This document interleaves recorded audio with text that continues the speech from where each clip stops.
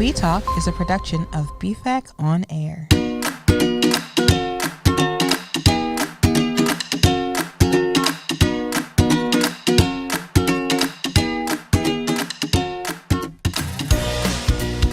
Welcome back to We Talk. We Talk. Where Dominic and Jenna, we talk. We talk.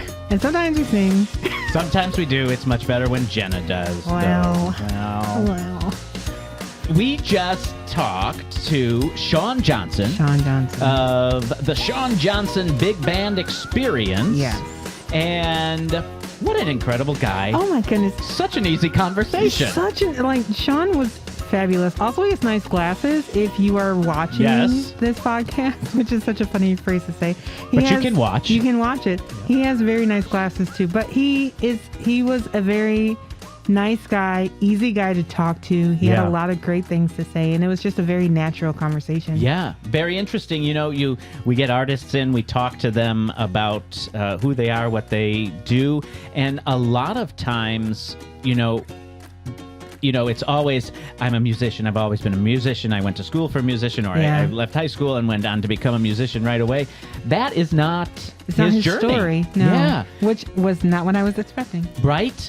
Yeah. Such a humble, great guy who started out trying to be, I won't say it. We'll tell him what he was. Mystery. And then went into a cappella, and then kind of almost happened upon this big band experience thing through holiday things. And he has an Emmy Award, and this interview goes to show that you can't plan your life. Right. That's good. Ooh, look at you. Yeah, Dominic. I mean, doesn't it? It's true. You don't know what's coming. Yes. And if you authentically follow your path and you become what comes down your path and you burn the bridges you need to burn, and kindly. That's you'll hear about that. The key is being open to it, but still being true to yourself. True to yourself. Yeah. That is correct. Kindly true to yourself. Yeah. So, and be kind to yourself, everybody. You should all be kind to yourself. Yeah.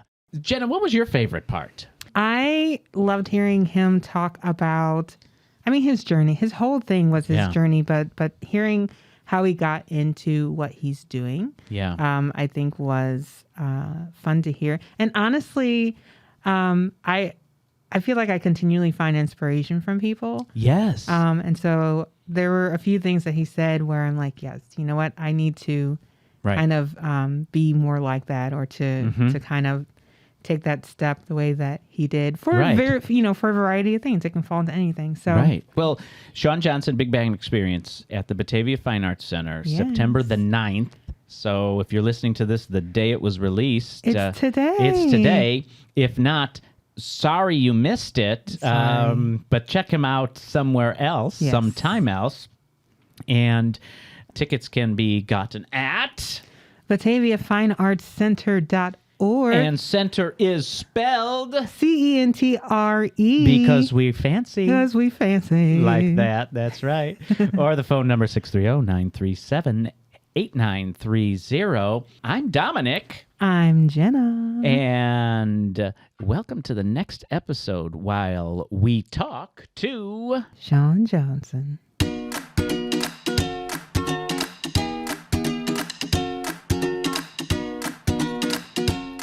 All right.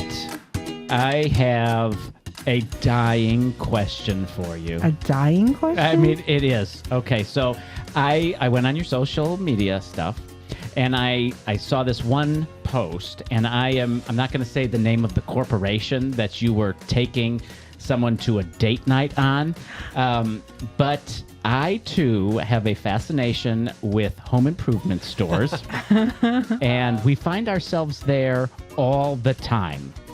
Is this a love of yours?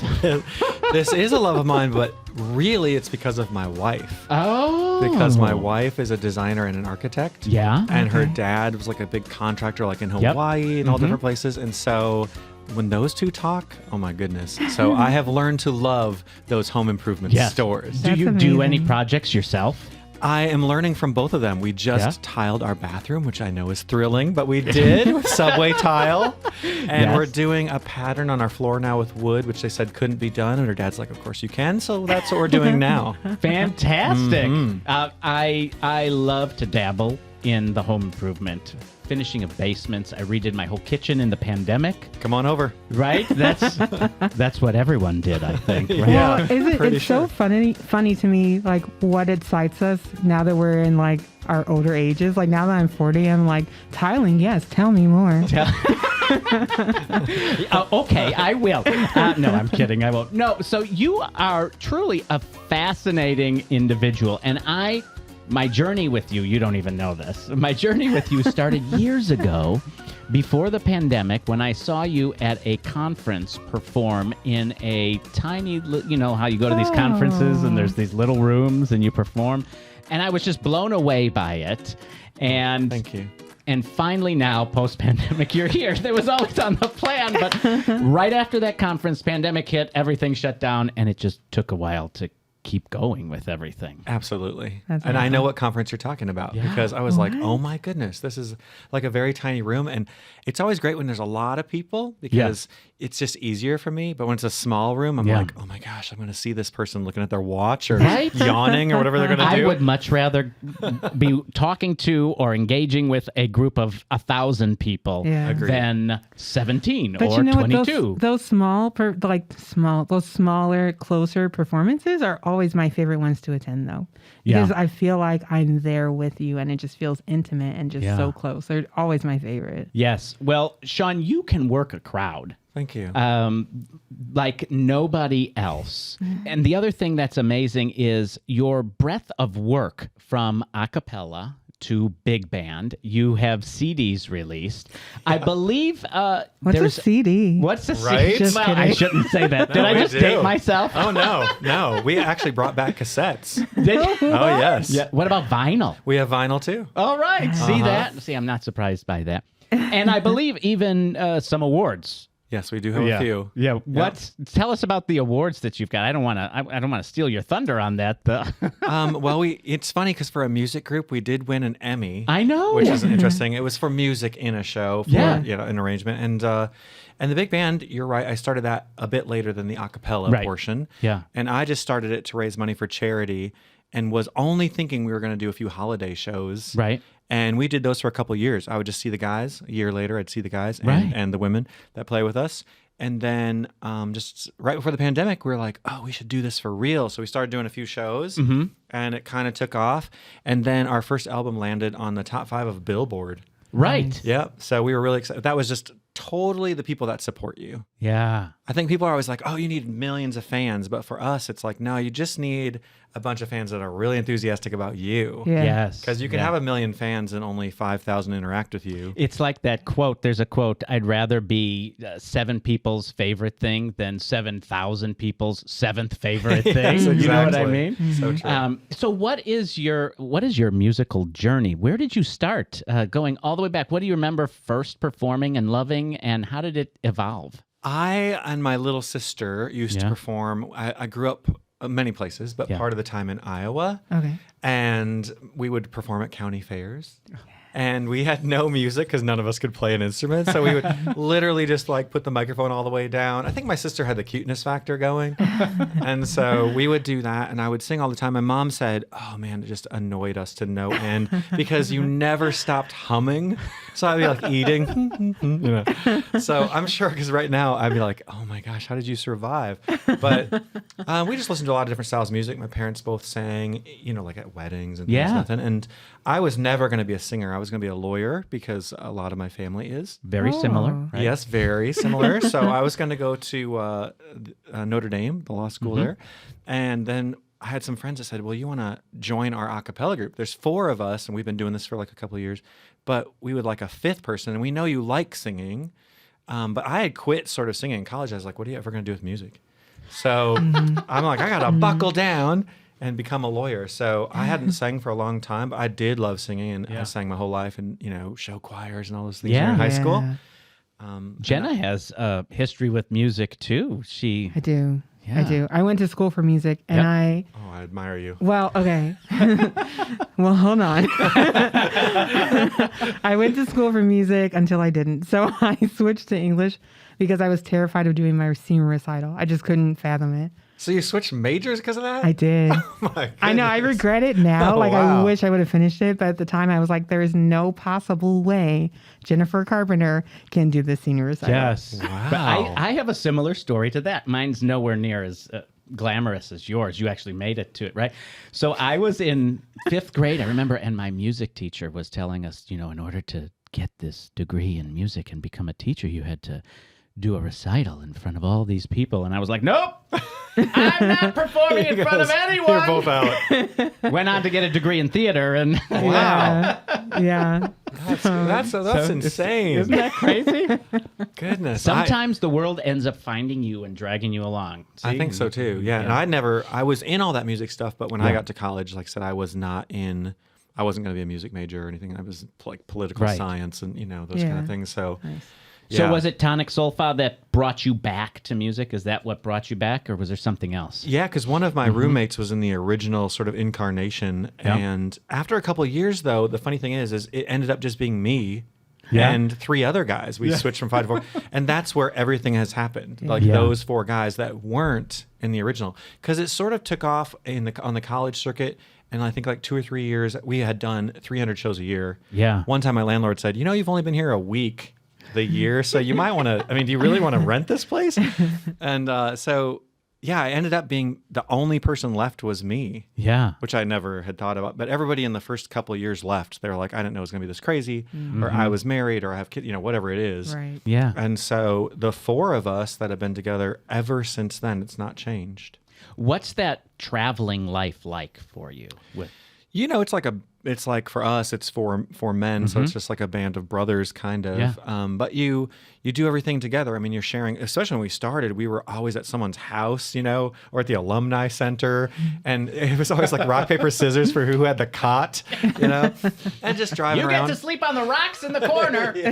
And who has to drive at 2 a.m, and it was just, And then as it goes, we started building our own career and just saying, hey, we're going to do ticket sales. We're not going to rely so much on people, and sort of start choosing. Because if we're going to have families, we can't do 300 shows. Right. And so it just kind of grew in that way. And it tended to be more in the Midwest because if you went to California, it was like a 3-day thing. Right. Or longer. And so people are always like, why don't you come to, and we've been to every state, but they're like, why don't you tour regularly in, Washington? It was like, well, it takes like a week. And there's one of each of us. Right? Yeah. So it's just, we all get along. We've definitely had our times too when, you're fighting with your best friend. And that's how it works. And then, like I said, a couple of years ago, started this big band, and the guys were very supportive, because I think some people were like, are you going solo? No, I'm literally doing this for something fun, something different, and adventures, because Tonic Sol-Fa, we kind of do similar theaters, similar places. Right. Yeah. And big band, it was like all of a sudden I was doing festivals and clubs and going overseas, and it was just a whole different thing for me. So it was super exciting. How did that fusion happen in your big band style that you do? How did you get to that? I didn't. People are always like, oh, did you love big band? I didn't really know what big band was. In that, yes, I am familiar with, some of the artists. But I didn't really follow it. I wasn't like a big jazz person. But I did realize that the things I did like all tended to be that. Like later, someone would say, well, that's big band. I'm like, oh. Right. And so even now with a small big band, because I needed to raise money for charity, so I can't bring 40 people. Plus the logistics would be insane. Right. Until we get, a tour manager. Anybody out there? Come on. Yeah. So no, it was just I always liked that kind of music, I guess, even though I didn't know it. Right. And I just liked the passion of it, and the crooner sort of. I liked the arrangements, which I didn't really realize, the horns. And so it's just such a positive music, I feel like. Yes. I totally agree. I agree. You feel uplifted. You feel like you've been transformed. I I have to say, I don't know that it's entirely the music style. I think it's your delivery as well when you're doing it. It is definitely the delivery. Like, well, and as big and band charisma leaders, on the stage. the charisma, you know, not only with the performers and the audience. My head is already sort of big, and now it's getting bigger. It's a good thing we don't have doors in our studio. Everyone, you can't see our studio. There's no doors, just curtains. We just spread those curtains as wide as we need to. Well, and it's so interesting too because I've always been a huge fan of big band. Like I was that little 6-year-old who was like, "Where's the horn section?" You know, in music. But big band has made such a comeback within the last so many years, and taking modern songs and turning them into that big band feel, and it does something different to that song where you're just like, I don't know. For me, it feels like you're in it more. Yes. Well, my family loves the Spider-Man version. Yeah, sure. Who doesn't? Right, of course, right? And I will say, you also have your own original music that you create too. When Jenna and I were doing research for this interview, we loved Multiplied by 2. Oh, thank you. We absolutely love it. Jenna does some music video type stuff with what she does, and she said she's got to do a music video. I know. Jenna. I wasn't expecting Dominic to say that. Are you blushing, I started Jenna? blushing a little bit. I'm sorry. That's cool. No, that's kind of you. So tell me about what you look for when you're creating your own music. What's that process for you as an artist? Yeah, I lived in Nashville for a while, and there they have songwriting sessions. And so I got to meet a lot of people, but it's funny because until you find like the right person, I feel like you're just meeting nice people. Yes. And it was hard for me because I tend to just write things on my own. It takes me a long time. I'm just not like, write a Jason Aldean hit in 2 minutes. Right. You know? And I wasn't really writing that style. And so I think to answer your question, it just whatever comes out. I'm always writing songs. And I do write with different musicians and different people. Right. I wouldn't say it's always big band. I mean, it just comes out what comes out. And sometimes I just like the song. And I'm sure people are confused at points like, what is this? This is a pop song or a gospel song or a blues tune. But I just put it out there anyway under that umbrella because I feel like it can kind of fit if it has emotion or if it reaches people in some way. Yeah. So I definitely am working on originals all the time. I put some in, and if they don't connect, I'm not a person who's like, oh, I'm going to keep cramming this down your throat. Sure. I'm like, well, they just didn't like it. There was a song I had written a long time ago called Marching Soldiers. It just came out of the blue. I liked it so much, but whenever I perform it, I kind of felt like people were like, you know, it's fine. But it's still like one of my favorite songs, but I don't do it. You know, it's just didn't. It's like the painter who never actually sold a painting in their lifetime. However, and then all of a sudden, later on, it resonates. You're like, in a wow, different this was way, great. Right? Yeah. So don't you give up on that. What are you song saying yet. exactly, Dominic? I'm saying don't give up on it. I thought you were like, when you die, When you it's die, gonna be big. that's a big It's song. gonna be great, so Like, don't well, even worry. My 5-year-old's going to be happy about this. But So what advice would you have? So we know your journey now, right? So you were supposed to be a lawyer, great lawyer. You would have been fantastic in the courtroom. I think. Charisma. That charisma. It's the same thing, right? you guys are new press agents. What advice would you give to young people who might be listening to a podcast and maybe they are contemplating, they like music, they kind of do it. Do they do it? Do they not do it? Maybe they're terrified of doing their senior recital. Maybe they are. Maybe they're in college and they don't want to do that recital and they're about to drop it all. Go do the recital. No. That's my only advice. Yes, there we go. No, I think it turned out good for you to not do the recital. I think you're all right. Oh, yeah. You know, that's a good question. I mean, you hear always like, oh, just get out there and do your thing. I mean, I would say that right now there aren't as many gatekeepers. And so you do have a chance if you want to do TikTok or you want to do a YouTube video or you want to travel in a van or if you don't have any of those things, start your own social media for heaven's sake. I mean, you know, you literally especially can do nowadays. anything. Yes. Yeah. So I think that is positive. Like you can do your journey. Everyone always like, how did you get to do this? Or how did you do this? How did you do this? It's like, it doesn't really matter to say to somebody because you're going to do it different. I mean, there's not an artist I know who followed the exact same path. I mean, some people it was a lightning strike. Some people it was just 20 years of work. Some people it was one random song on a commercial. Some it was just crazy things. So I think the lightning strike in some ways. But the funny thing I usually tell people in like confidence is I would burn bridges personally. Like, you know, everyone says never burn a bridge because it'll come back. I feel like that sort of paralyzes you because there's been so many times where someone's like, well, you have to go do that. You have to go do that. That person's really important. You got to go do that. It never turns out great because it's usually not you. Yeah. And I can see that in so many situations where I would have said, burn the bridge. I don't mean be mean to somebody. Yeah. I just mean sometimes to say, I guess it's saying no. Yeah. And saying this isn't going to come back and haunt me. Yes. You're really just talking about authenticity. Probably. Like being your own authentic artist and staying to that. And I think there's a lot of good in remaining authentic to who you are. Yeah.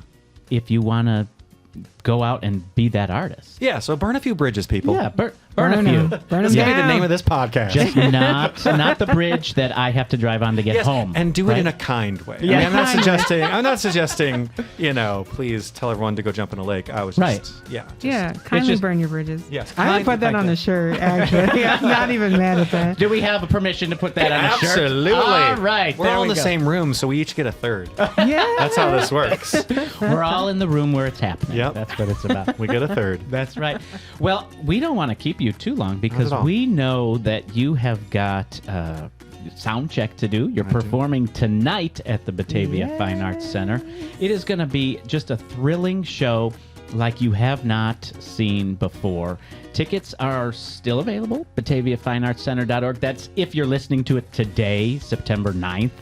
If not, this was just a great, fun interview. Yeah. And next time you see Shaun Johnson and the Big Band Experience, you will want to see that show no matter what. And who knows, maybe we'll bring him back for Christmas time. Right. The holiday show? Right. Yes. That'd be fun. You guys are both hired. I don't even know if you're looking for jobs. I'm like, Shaun, you're great, and we're going to have you back. I'm like, gee, Batavia. Gotta move here. Well, thank you all for listening while we talked to Shaun Johnson. I am Dominic. I'm Jenna. And I'm Shaun, your new host. that's right. We did it. Thank you all very much. Tickets at BataviaFineArtsCenter.org or 630-937-8930. Have a great day. We Talk is a production of BFAC On Air.